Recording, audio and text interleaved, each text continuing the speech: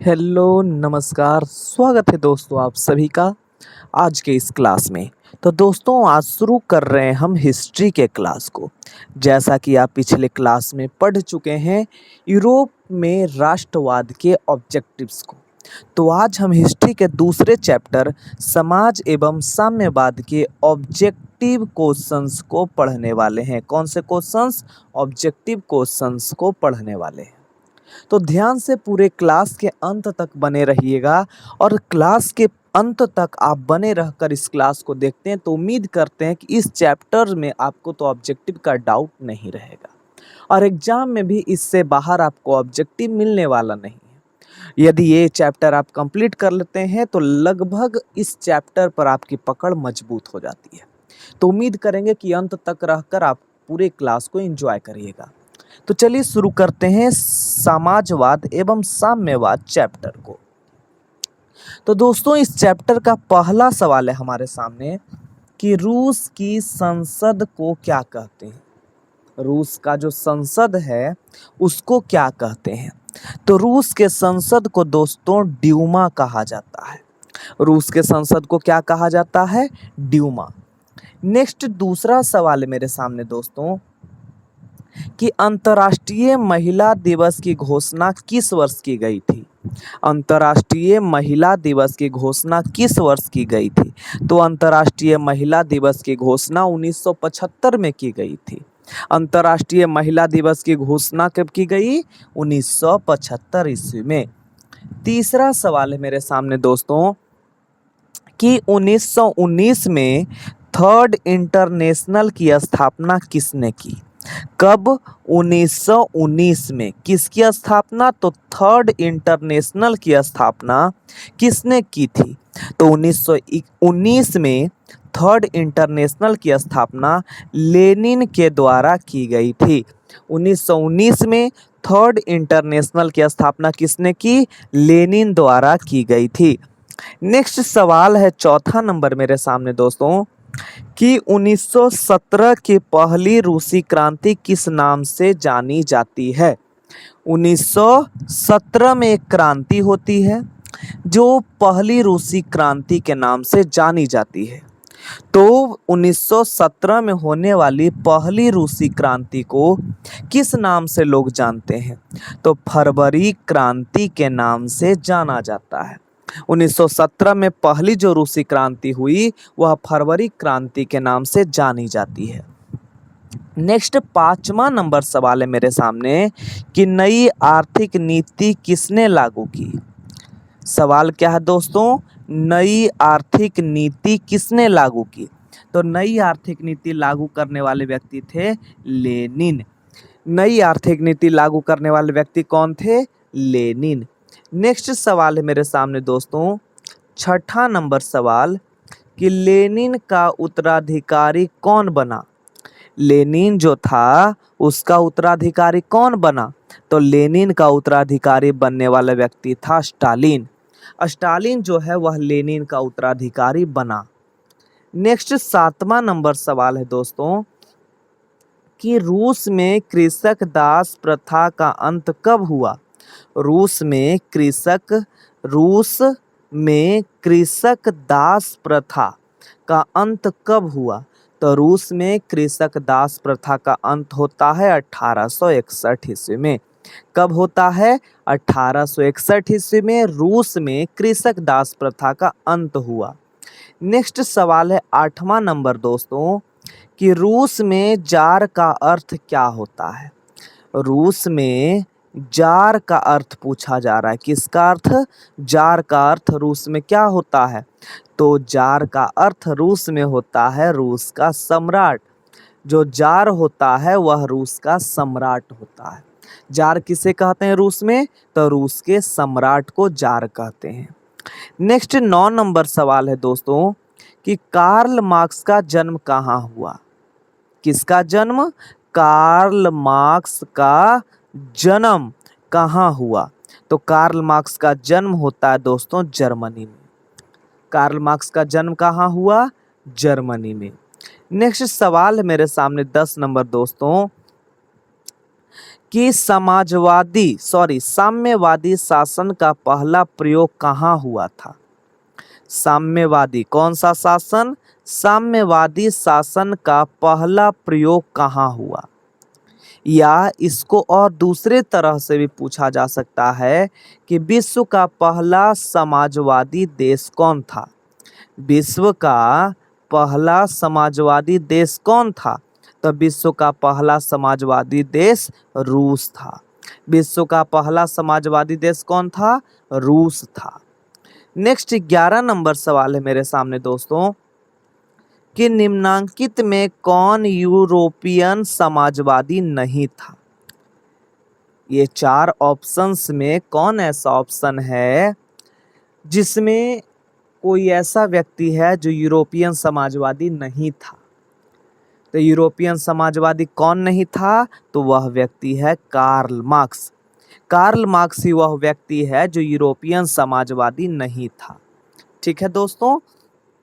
Next 12 number सवाल है मेरे सामने कि वार एंड पीस किसकी रचना है।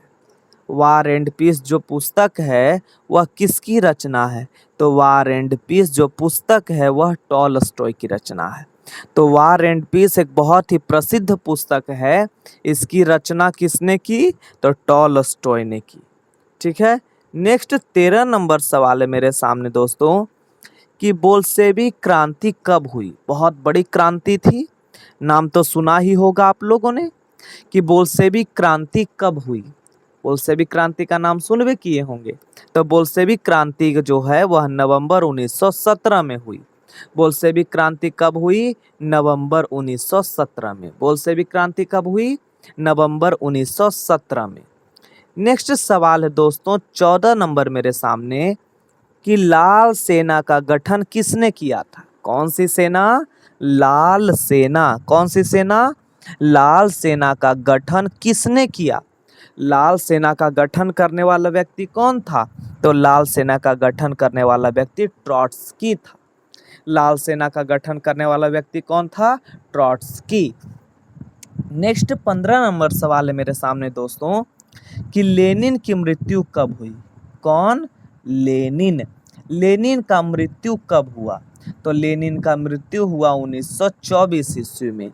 लेनिन की मृत्यु कब हुई, 1924 ईस्वी में। नेक्स्ट 16 नंबर सवाल है कि ब्रेस्ट लिटोवस्क की संधि किन देशों के बीच हुई। ब्रेस्ट लिटोवस्क की संधि किन देशों के बीच हुई, तो वह देश था रूस और जर्मनी। रूस और जर्मनी ही वह देश था जहां ब्रेस्ट लिटोवस्क की संधि हुई। नेक्स्ट 17 नंबर सवाल है दोस्तों कि रूस का पहला समाजवादी कौन था। कहाँ का, तो रूस का पहला समाजवादी जो है वह कौन था, तो रूस का पहला समाजवादी था प्लेखानोव। प्लेखानोव ही वह व्यक्ति था जो रूस का पहला समाजवादी था।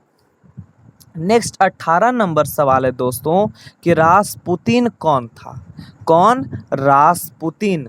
रासपुतीन कौन था, तो रासपुतीन जो था वह भ्रष्ट पादरी था। रासपुतीन कौन था, भ्रष्ट पादरी, बहुत गंदा पादरी हुआ करता था। ये सब कहानी जब आप पढ़िएगा ना बुक में तो आपको इस सब व्यक्ति के बारे में पढ़ने के लिए मिलेगा। ठीक है। ऑब्जेक्टिव्स में तो ऑब्जेक्टिव की तरह ही हम लोग पढ़ेंगे, क्योंकि ज़्यादा चर्चा करेंगे हर एक टॉपिक्स के बारे में तो बहुत लंबा क्लास हो जाएगा। ठीक है। तो अगला क्वेश्चन मेरे सामने 19 नंबर दोस्तों कि नई आर्थिक नीति कब लागू हुई।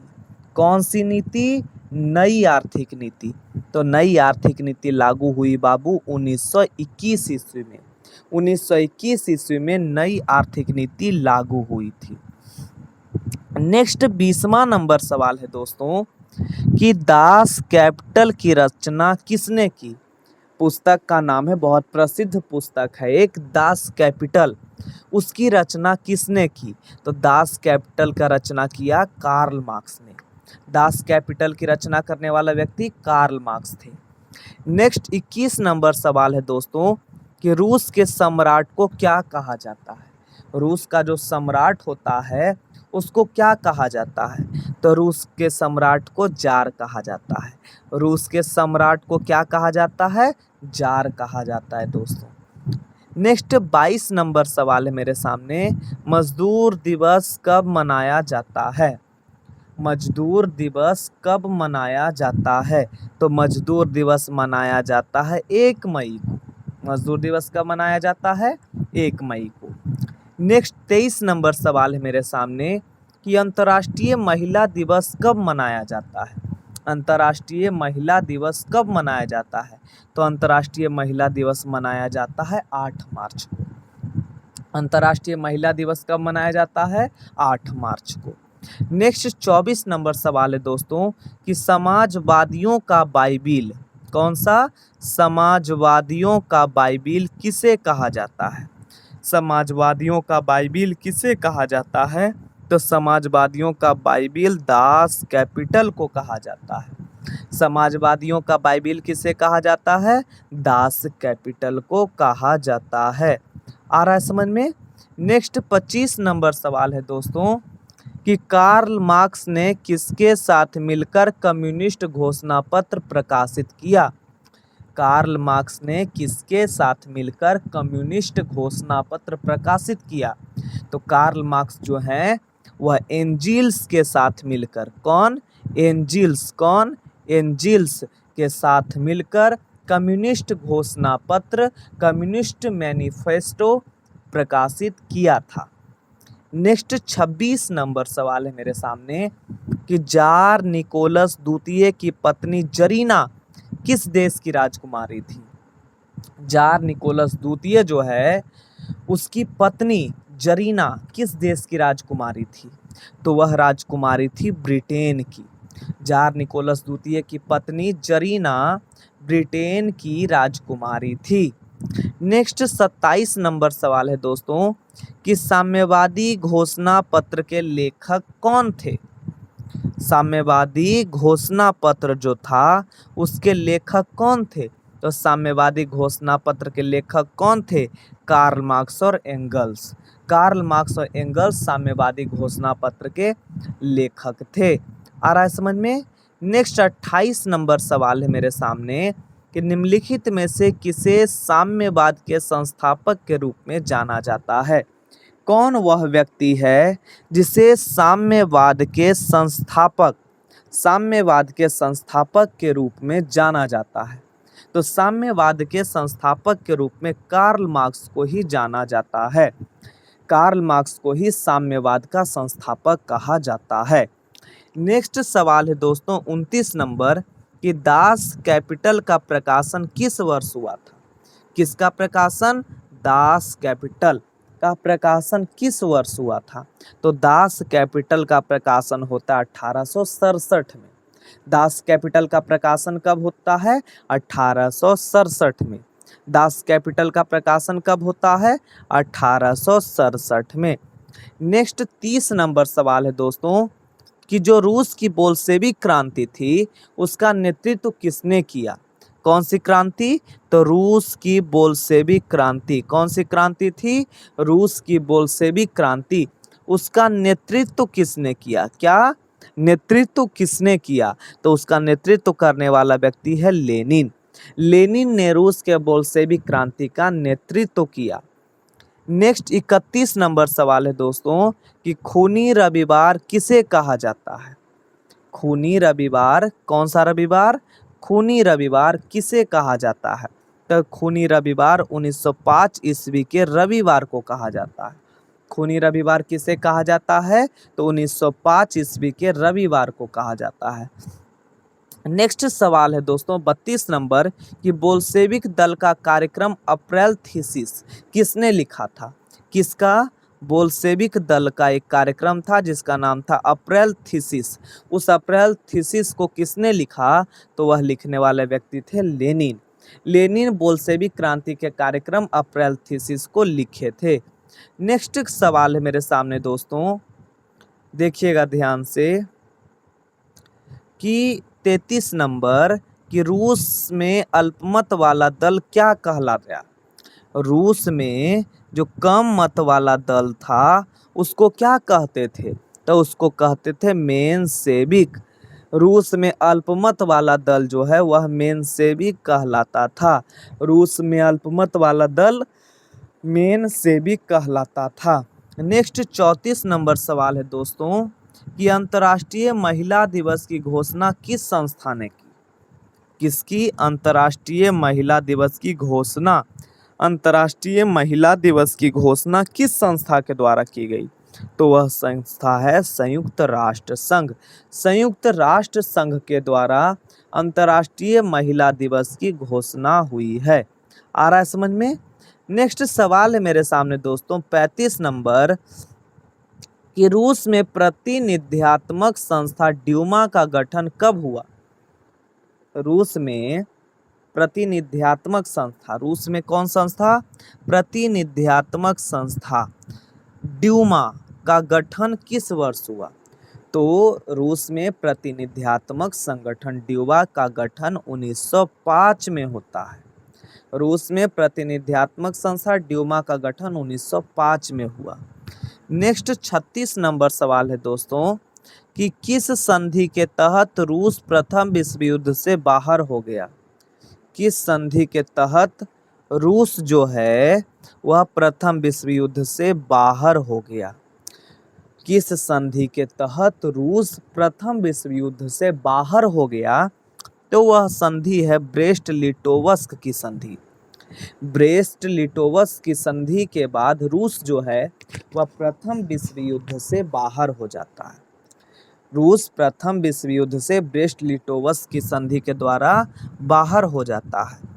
नेक्स्ट 37 नंबर सवाल है दोस्तों कि वैज्ञानिक समाजवाद का जनक किसे माना जाता है? वैज्ञानिक समाजवाद का जनक किसे माना जाता है? तो वैज्ञानिक समाजवाद का जनक कार्ल मार्क्स को माना जाता है। वैज्ञानिक समाजवाद का जनक कार्ल मार्क्स को माना जाता है। आया समझ में दोस्तों? तो ये 37 जो प्रश्न है ये ऐसा नहीं कि आलतू फालतू प्रश्न है, बहुत इंपॉर्टेंट प्रश्न था जो कई बार एग्जाम में पूछा गया है या फिर से पूछे जाने की संभावना है। तो पूरे क्लास को ध्यान से समझने का प्रयास किए, इसके लिए आपका धन्यवाद।